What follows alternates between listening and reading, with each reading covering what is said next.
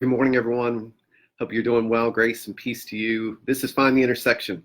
Every day we read one of the passages from the Revised Common Lectionary for the upcoming Sunday. And then through the week, we find the themes and the threads, the intersections that run through the four passages. So today is Wednesday, which is our Old Testament day. And we're in the book of Jeremiah. And Jeremiah has been our focus for the past month or so.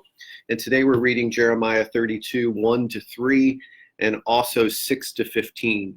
Jeremiah 32, 1-3, 6-15. So check it out if you can in a couple translations. Here are my thoughts. So the context is Babylon is laying siege to Jerusalem, right? So Nebuchadnezzar and his armies are about to destroy Jerusalem, and that does happen, right?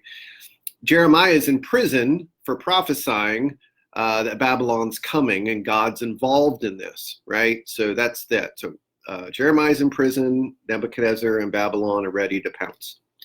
So the interesting thing about this story in verse number 6 on is about the word comes to the Lord that Jeremiah should buy a field in Jerusalem, in the middle of Jerusalem. He should buy a field. Now, if Babylon is coming and destroying Jerusalem, and God's hand is involved in that as judgment, then why in the world would Jeremiah buy a piece of property, field in Jerusalem? It doesn't make any sense unless Jerusalem will come back, unless the people of God will come back to Jerusalem one day. One day, God's people will dwell in the land again. All right, so when you take a look at this story, we see it's ridiculous, but under the underside of it, there's hope. There's hope for God's people, even when things look bad, even when everything's going to be laid waste for a while, whether that be literally or metaphorically.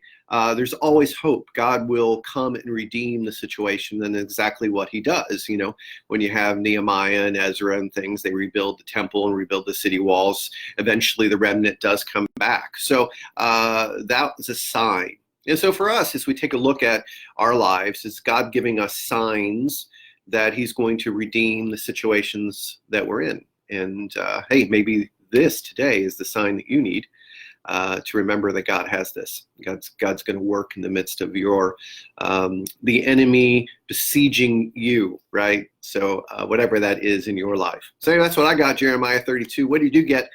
Share your thoughts in the comments, and we'll be back tomorrow to talk about Psalm 91, and then Friday we'll be back for the intersections. Hey, have a great week, everyone. Grace and peace.